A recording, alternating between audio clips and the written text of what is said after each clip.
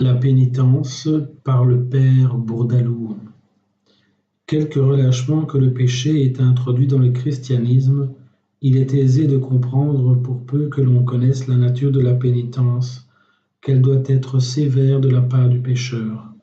Et la raison qu'en apporte saint Augustin est convaincante, car, dit ce père, qu'est-ce que la pénitence? C'est un jugement, mais un jugement dont la forme a quelque chose de bien particulier. Et en effet, si vous me demandez quel est celui qui y préside en qualité de juge, je vous réponds que c'est celui qui y paraît en qualité de criminel, je veux dire le pécheur même. L'homme s'érige un tribunal dans son propre cœur, il se cite devant soi-même, il se fait l'accusateur de soi-même, il rend des témoignages contre soi-même, et enfin, animé d'un zèle de justice, il prononce lui-même son arrêt. Voilà la véritable et parfaite idée de la pénitence chrétienne. Tertullien, parlant de la pénitence, a dit une chose bien glorieuse d'une part à Dieu, mais de l'autre bien capable de rabattre la présomption et l'orgueil de l'homme. De quoi s'agit-il, mon frère? C'est ainsi qu'il s'adresse à un pécheur. Vous êtes en peine de savoir si votre pénitence vous sera utile ou non devant Dieu.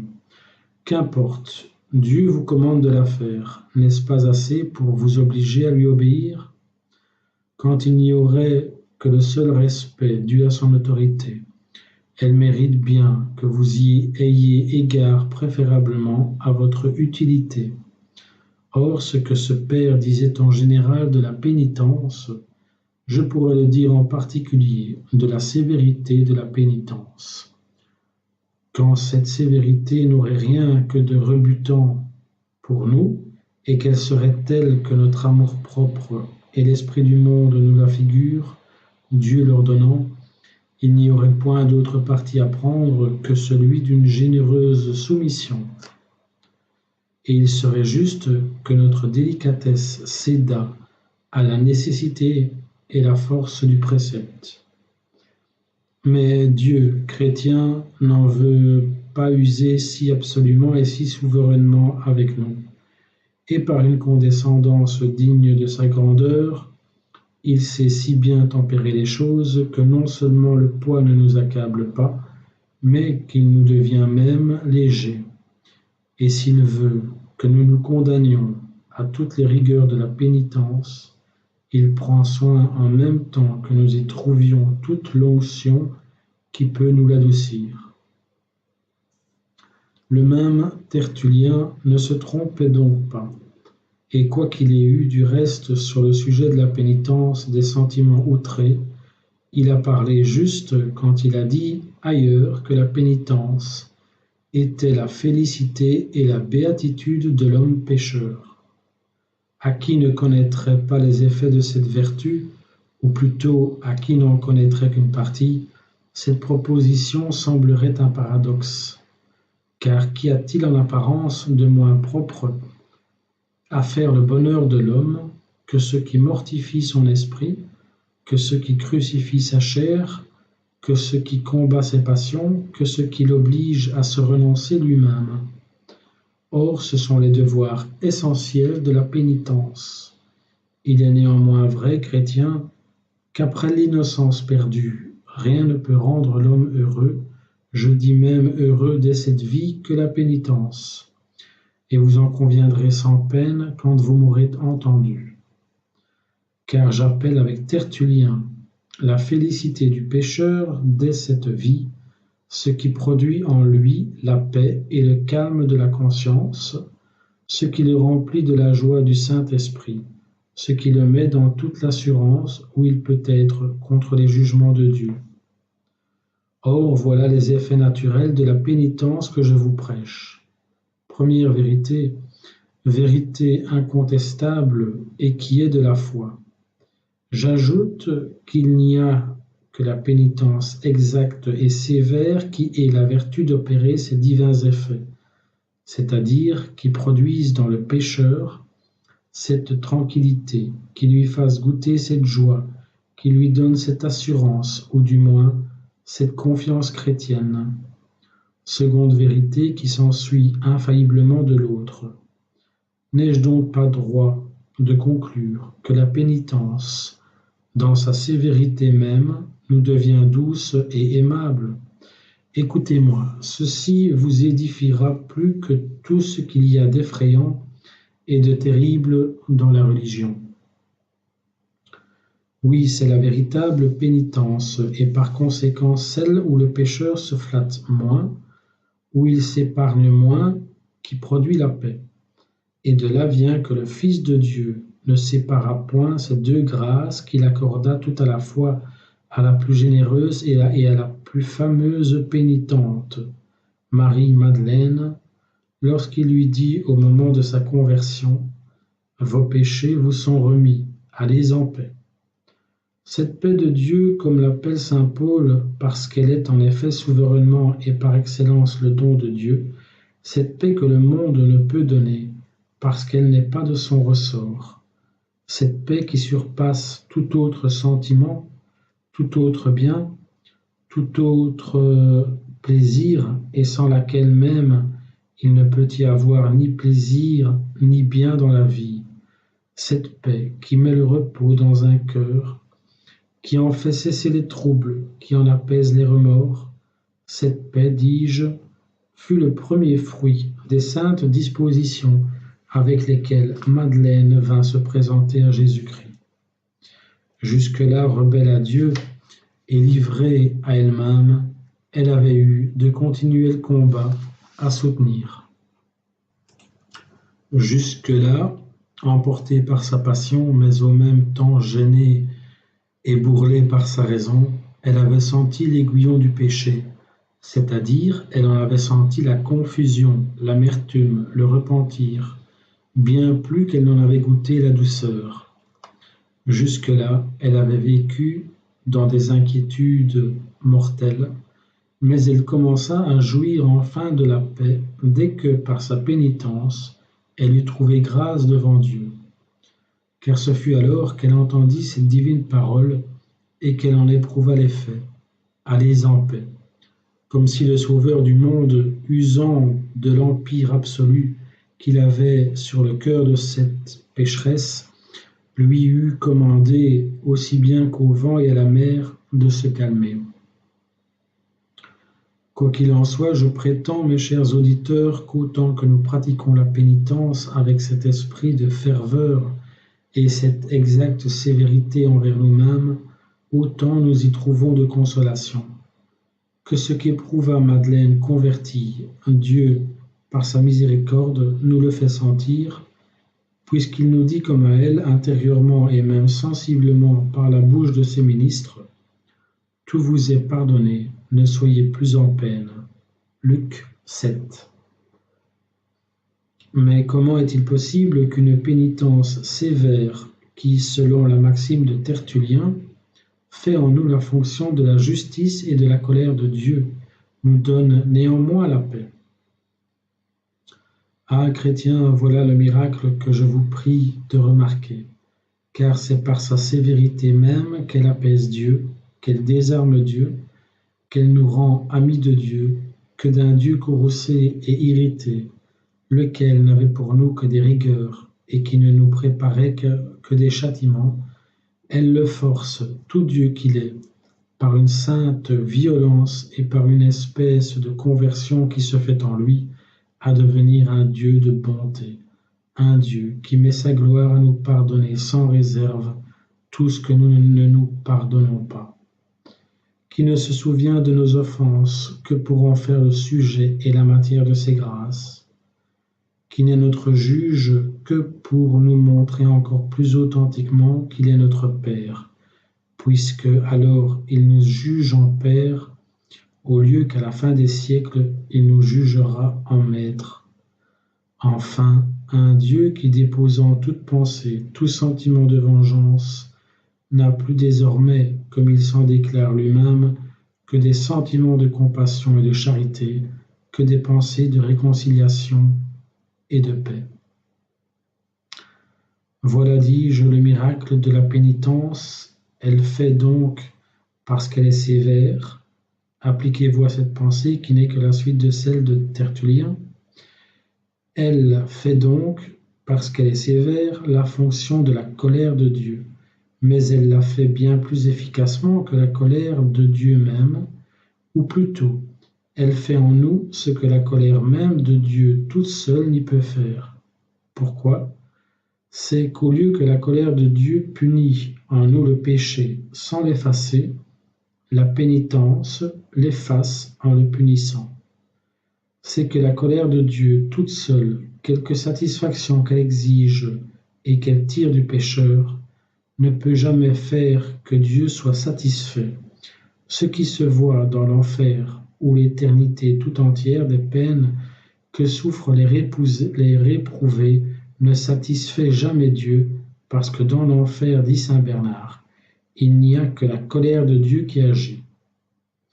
Au lieu que la pénitence, par un heureux mélange de la colère et de la miséricorde divine, de la colère divine dont elle fait l'office et de la miséricorde divine qu'elle attire, est la juste et entière satisfaction que Dieu attend du pécheur.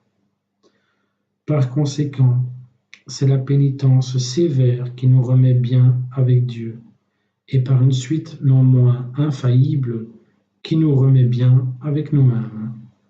Car comment serons-nous en paix avec nous-mêmes tandis que nous sommes en guerre avec Dieu? Or, qu'y a-t-il, que peut-il y avoir pour nous dans la vie de plus avantageux et de plus doux que cette double paix? Quoi qu'il nous en coûte pour l'avoir, la pouvons-nous trop acheter?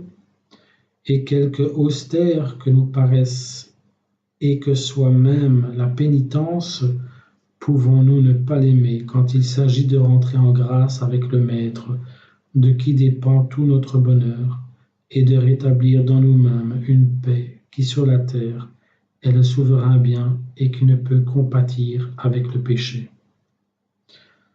Oui, mon Dieu, dit le Père Bourdaloue, je prêcherai ces deux vérités sans jamais les séparer. La première, que vous êtes un Dieu terrible dans vos jugements, et la seconde, que vous êtes le Père des miséricordes et le Dieu de toute consolation. Ah, mes frères, concluait saint Augustin, jugeons-nous plutôt dans la rigueur de la pénitence, et par là, nous glorifierons Dieu en nous condamnant nous-mêmes. Disons à Dieu comme David, dans l'esprit d'une humilité sincère, guérissez mon âme, Seigneur, parce que j'ai péché contre vous. Oui, j'ai péché, et ce n'est ni mon naturel ni mon tempérament que j'en accuse. Il ne tenait qu'à moi de le régler, et je savais assez quand je voulais le tenir dans l'ordre. Cette passion qui m'a dominé au préjudice de votre loi n'a jamais eu sur moi d'empire au préjudice de mes intérêts. Elle était souple et soumise à ma raison quand j'en craignais les conséquences devant les hommes, et elle n'avait ni emportement ni saillie que je ne réprimasse quand je croyais qu'il y allait de ma réputation ou de ma fortune. J'ai péché contre vous, et j'aurais tort de m'en prendre au monde, car le monde tout pernicieux qu'il est n'a eu d'ascendance sur moi qu'autant qu'il m'a plu de lui en donner. En effet, 100 fois pour me satisfaire moi-même, je l'ai méprisé. 100 fois par vanité et par caprice, je me suis affranchi de son empire et je me suis mis au-dessus de ses coutumes et de ses lois. Si je vous avais aimé, ô mon Dieu, autant que j'aimais une gloire mondaine, autant que j'aimais des biens périssables, autant que j'aimais la vie, le monde avec toute sa malignité, je ne m'aurais jamais perverti. Je ne serais donc pas de bonne foi si je prétendais par là justifier mon infidélité. Voyez-vous, pécheur, dit saint Augustin, comment vous honorez votre Dieu à mesure que vous vous faites justice et une justice sévère en vous resserrant dans les bornes étroites de la pénitence. Voulez-vous, chrétiens, calmer aujourd'hui vos consciences autant qu'il est possible sur un point aussi important? Et pour cela, voulez-vous savoir quelle est la véritable pénitence, ou, pour mieux dire, en quoi consiste le discernement juste que vous devez faire de la véritable pénitence? C'est ce que je vais vous apprendre, et voici en peu de paroles tout mon dessein. J'appelle véritable pénitence, pénitence sûre, celle que le saint précurseur Jean-Baptiste prêchait au peuple qui venait le chercher dans le désert quand il leur disait: Faites donc de dignes fruits de pénitence. Matthieu 3. Il ne se contentait pas qu'ils fissent pénitence, mais pour pouvoir compter sur leur pénitence, il voulait qu'ils en jugeassent par leurs fruits. Car la pénitence n'est solide ni redevable au tribunal de Dieu qu'autant qu'elle est efficace, et peut-elle être autrement efficace que par les fruits qu'elle produit? Je les réduis à 3, et je dis, après tous les pères de l'Église, que la pénitence efficace est celle qui retranche la cause du péché, celle qui répare les effets du péché, celle qui assujettit le pécheur au remède du péché. 3 caractères qui font d'une part la perfection de la pénitence et de l'autre la sûreté morale du pécheur pénitent. 3 caractères que je vous prie de bien remarquer et qui vont partager ce discours. Retrancher généreusement ce qui est la cause ou la matière du péché. Réparer pleinement ce qui a été l'effet et la suite du péché. S'assujettir fidèlement à ce qui doit être le remède du péché. Si votre pénitence, mon cher auditeur, est accompagnée de ces 3 conditions, vous pouvez, sans être téméraire et présomptueux, faire fond sur elle, mais qu'une de ces 3 conditions lui manque, c'est assez pour la rendre inutile ou même criminelle. Remplissez-nous, mon Dieu, de votre esprit, de cet esprit de zèle qui animait Jean-Baptiste. C'est ce que je vous demande pour moi. L'efficace de la pénitence consiste donc à sortir généreusement de l'occasion pour vaincre le péché et non pas à vouloir vaincre le péché en demeurant dans l'occasion. Comme il est évident que la pénitence est une partie de la justice, et que c'est ainsi que les pères de l'Église nous ont fait concevoir cette vertu, l'ayant toujours considérée comme une volonté sincère dans le pécheur de se faire justice à lui-même, de la faire à Dieu, et pour rendre à chacun ce qui lui est dû, de la faire encore au prochain si le prochain a été offensé.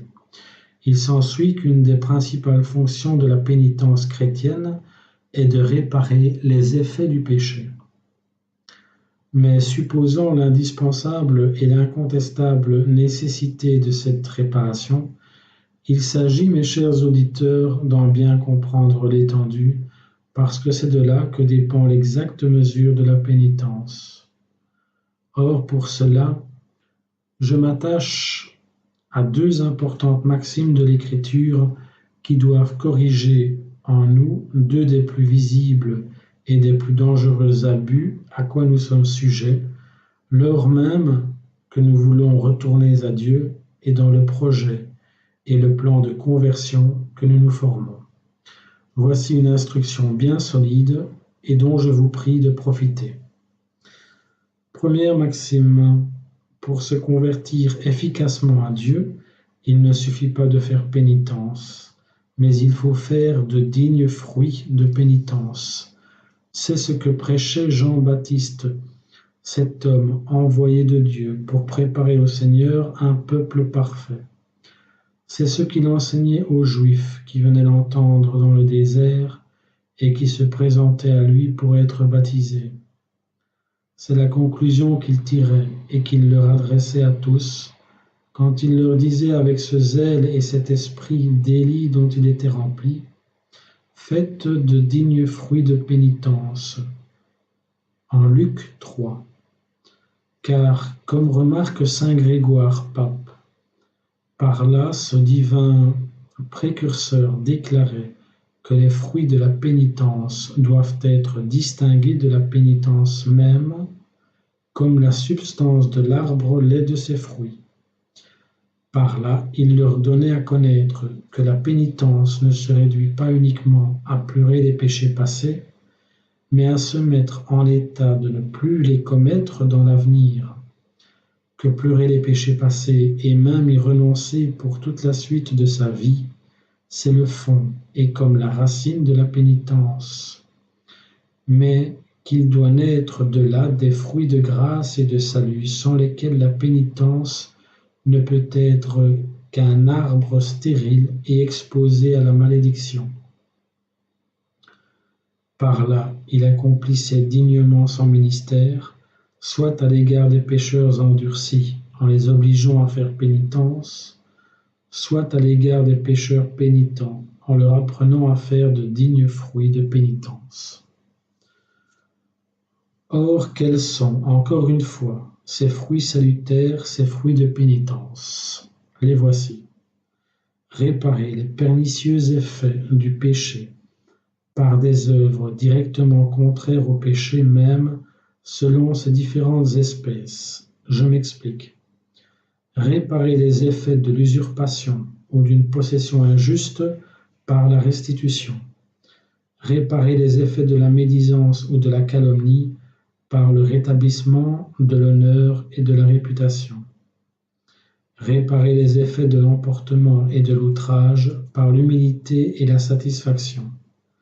Réparer les effets de l'inimitié et de la haine par la sincérité de la réconciliation.